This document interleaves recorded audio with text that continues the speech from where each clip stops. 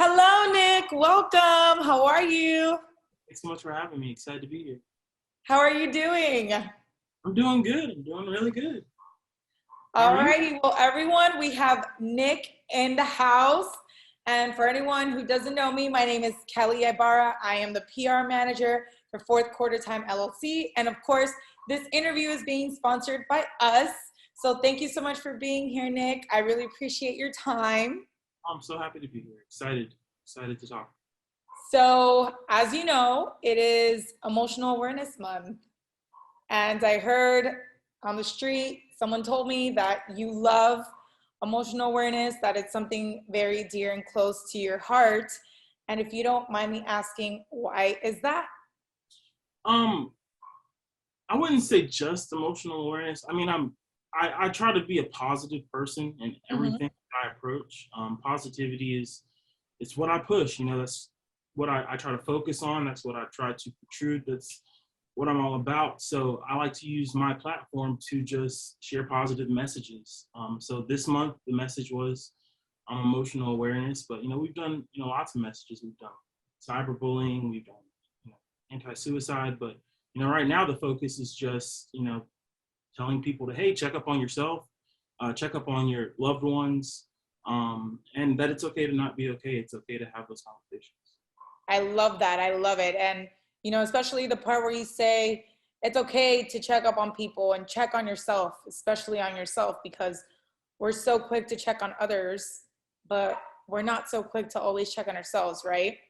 So true. And when we do check on ourselves, we have to double check that we're being honest with ourselves. Yeah, dig deep. Yeah, a lot of times we're not being honest with ourselves. So would you consider yourself an emotional person? Very much so. I feel like all artists are emotional in one way or another. And it's all about just channeling those emotions to, something positive into your art.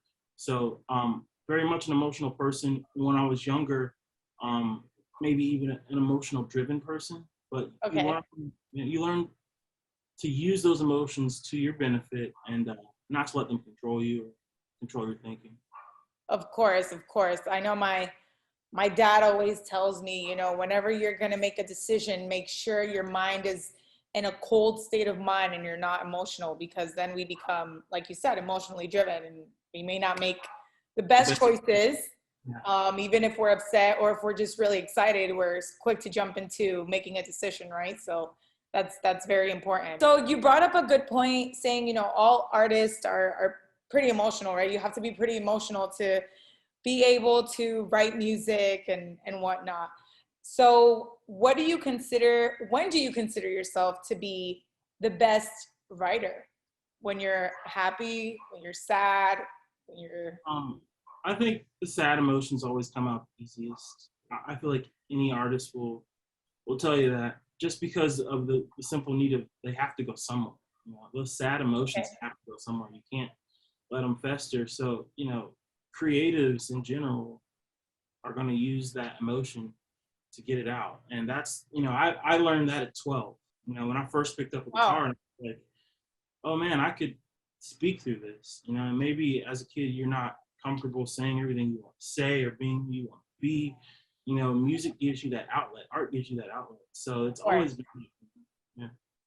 So if you didn't have music, who is the person that you reach out to when you are emotional, whether it's you're happy or sad? Do you have a special person in your life? Yeah, I have a lot of special people in my life. Whenever I'm sad or like I need to get my center, I usually speak to my dad. He's an artist as well. Nice. I'm pretty much a younger him, and I was the kid who, grew up seeing him do his art in a small city, and everyone know him for that. And he's a really great painter and drawer. He does caricatures at the state fair back home in North Carolina, and he's just all around creative.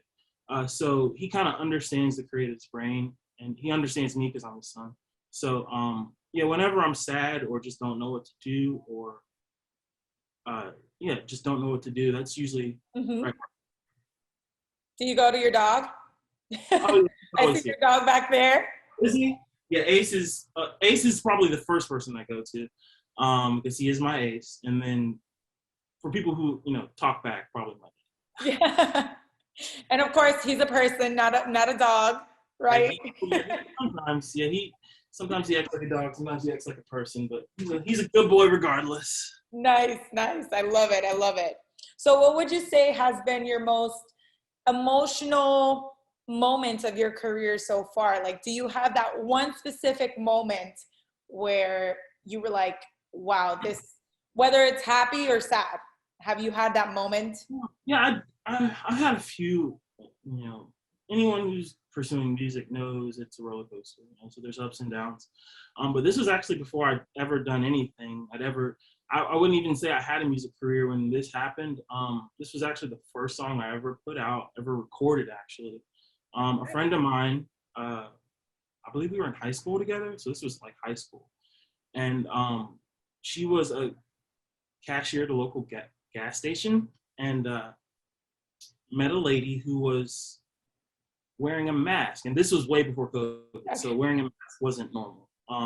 And so they had a conversation and basically found out this woman was terminally ill.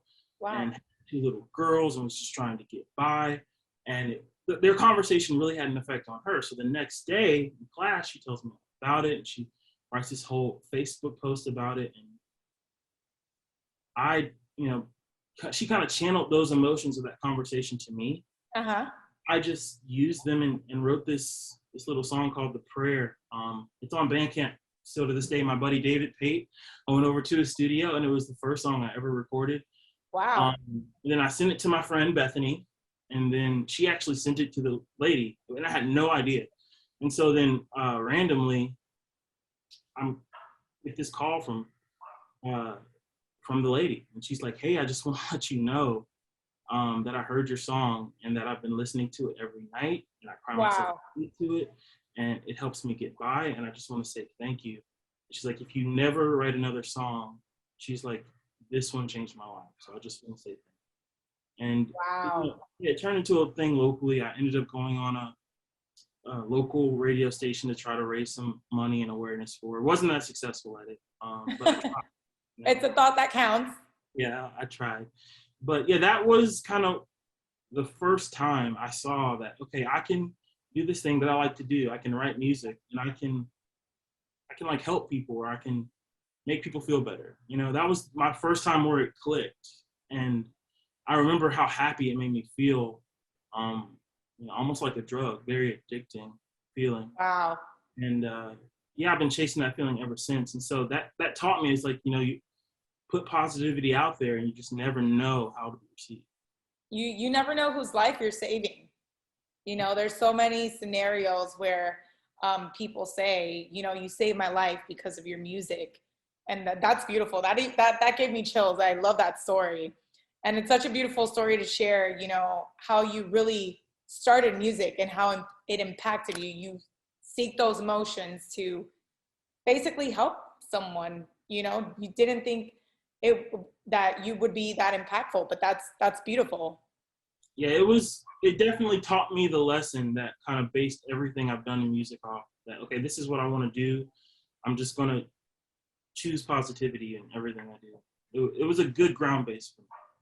That's amazing. That's amazing. And and I love that you always say, choose positivity, choose positivity. Why? Because when we think of emotions, people tend to think, oh, emotional awareness, sad things, depression, stress, whatever it is. But no one ever thinks emotion happy, positive, optimistic. Emotions can also be very positive. So